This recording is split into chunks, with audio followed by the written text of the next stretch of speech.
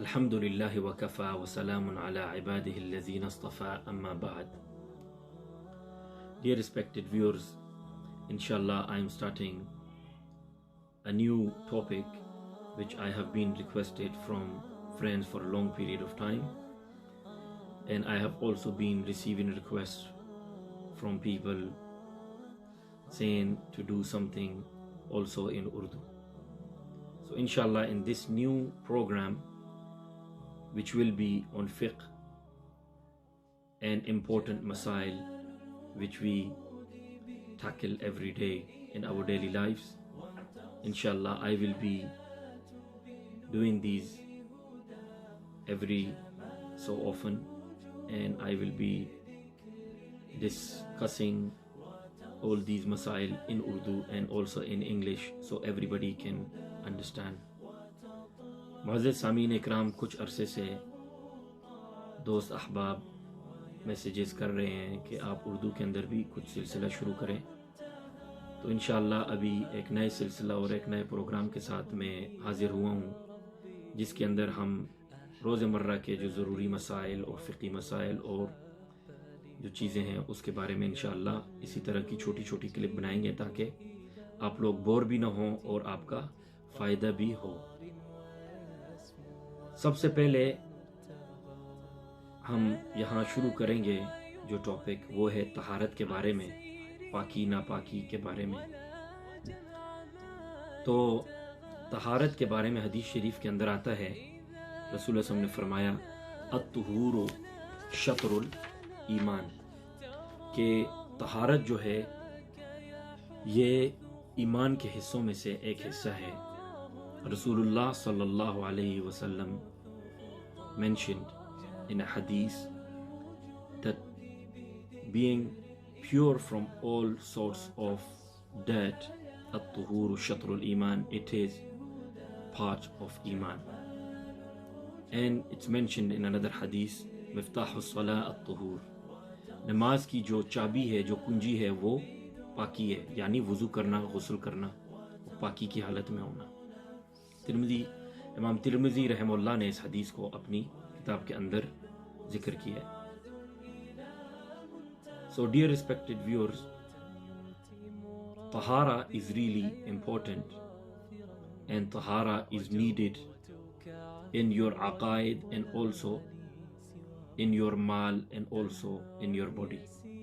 طہارت کی چند قسمیں ہیں اور اس میں سے ایک قسم یہ ہے کہ انسان کے جو عقائد ہیں وہ ہر قسم کے غلط شرکیہ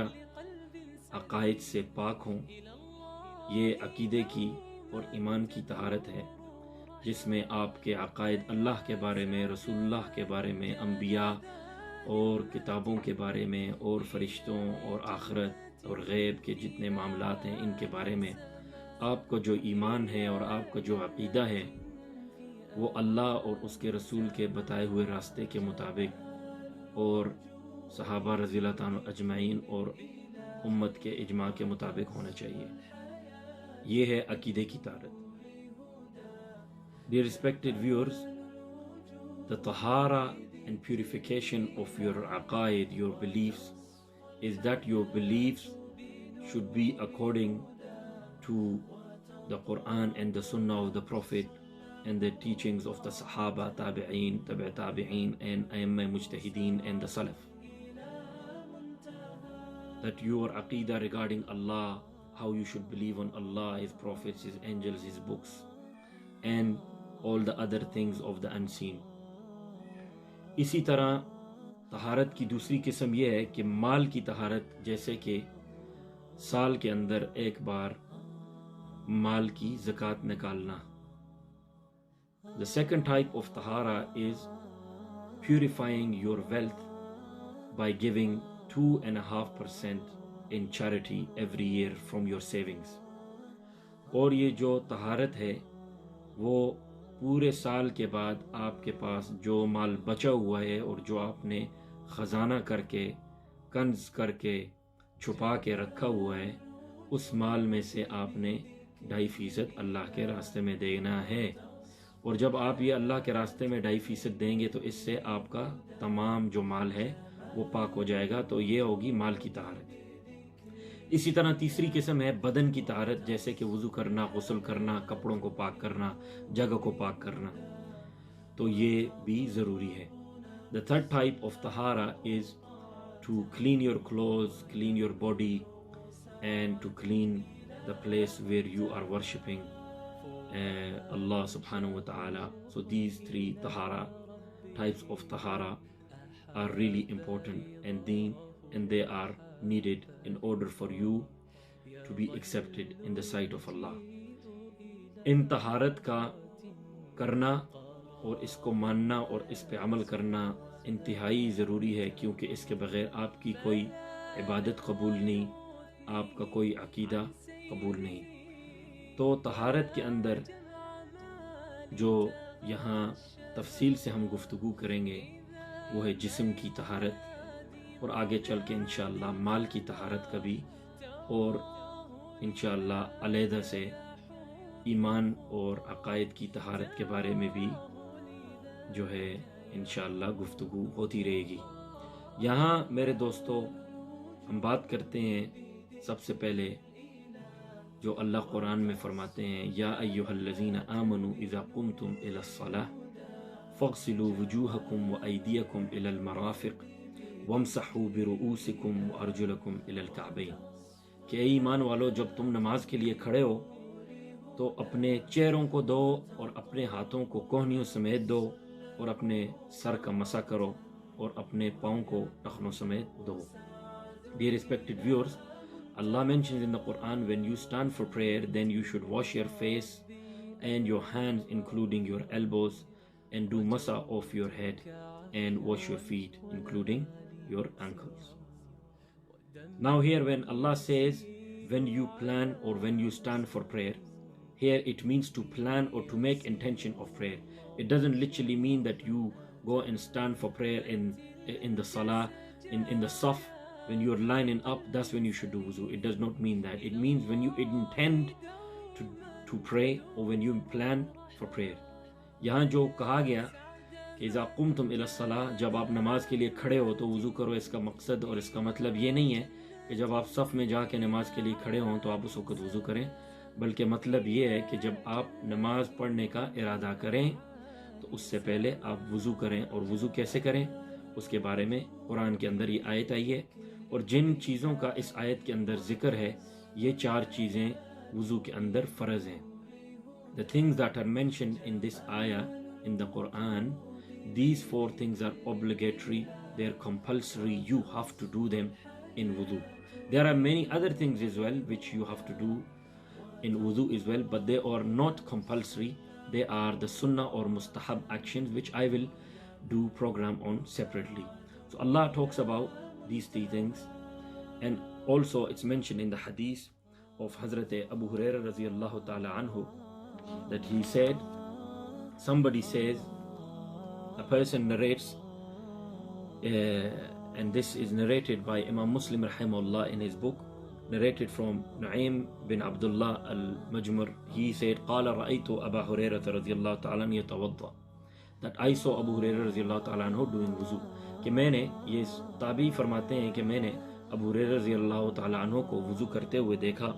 فغسل وجہہ، کہ انہوں نے اپنے چہرے کو دھویا، فأسبغ الوضوء وضوعا ثم غسل يده اليمنى حتى أشرع في العضد ثم يده اليسرى حتى أشرع في العضد ثم مسح رأسه ثم غسل رجله اليمنى حتى أشرع في الساق ثم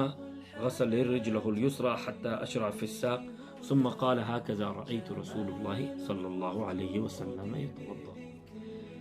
کہ فرماتے ہیں کہ میں نے ابو ہریرہ رضی اللہ تعالیٰ عنہ کو وضو کرتے ہوئے دیکھا کہ انہوں نے اپنے چہرے کو دھویا، تو پورا وضو کیا، یعنی پورا انہوں نے اپنے چہرے کو دھویا، پھر دائیں ہاتھ کو دھویا یہاں تک کہ پورے بازو کو دھونے لگے، پھر بائیں ہاتھ کو دھویا یہاں تک کہ اپنے پورے بازو کو دھونے لگے، اور پھر سر کا مسح کیا، اور پھر دائیں پاؤں کو دھویا یہاں تک کہ پنڈلیوں کو دھونے لگے، اور پھر بائیں پاؤں کو دھویا یہاں تک کہ پنڈلیوں کو دھونے لگے، اور فرمایا کہ میں نے اسی طرح رسول اللہ صلی اللہ علیہ وسلم کو کرتے ہوئے دیکھا۔ Sahabi here mentions that I saw the Prophet, peace be upon him, sallallahu alaihi wasallam, doing wuzu. He washed his face. Then this Sahabi washed his hands, and then he started washing his arm, and the right arm, and then the left arm, and then he did the masa, wiping. He wiped his head with wet hands, soaked hands, and then he washed his right foot, and then he washed his left foot, and he washed all the way up to his shins, and he started washing his shins. Now this hadith indicates that these things, the elbows and your marafiq and ka'bain, your elbows and your ankles are included in the parts and in the wuzu. یہاں کونیاں اور جو پاؤں کے ٹخنے ہیں یہ وضو کے اندر شامل ہیں. اس حدیث سے یہ ثابت ہوتا ہے کہ جب صحابی نے اس طور اور اس انداز سے وضو کیا تو یہ اس بات کی علامت ہے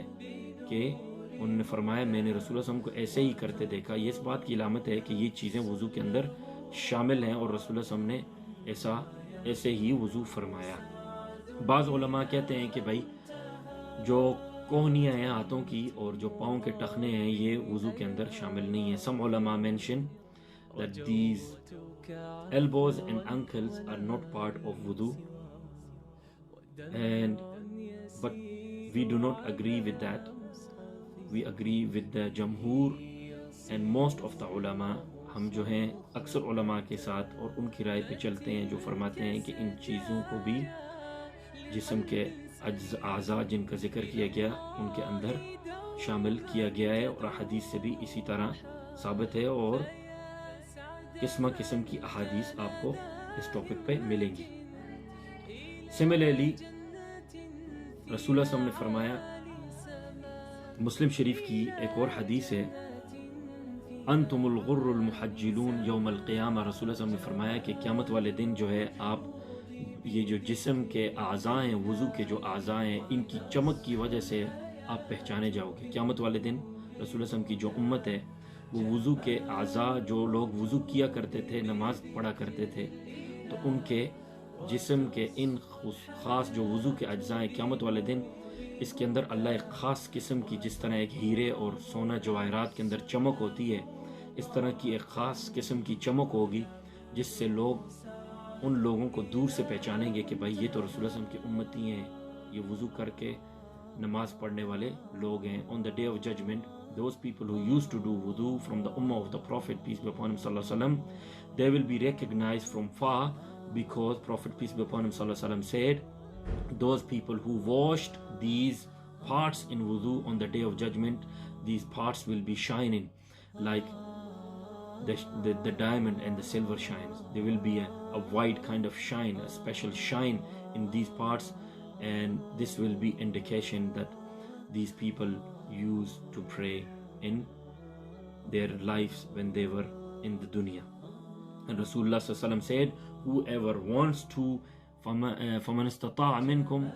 or amongst you whoever wants to increase his shine, جو چاہتا ہے کہ اس کی جو چمک ہے لمبی ہو جائے اور پھیل جائے, تو اس کو چاہیے کہ وہ جو ہے صحیح طریقے سے وضو کرے. اسی طرح انشاءاللہ ہم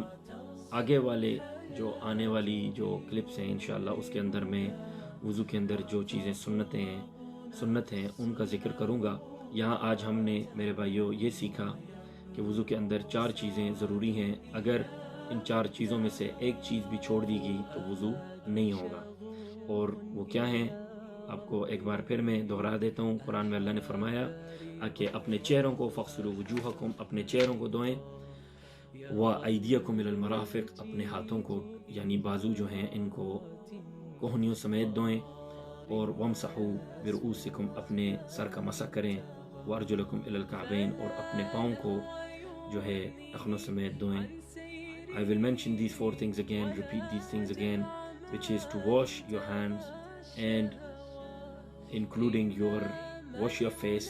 and then wash your hands including your elbows, and wash your feet including your ankles, and to do masah, to wipe your head with soaking or soaked or wet hand on your head.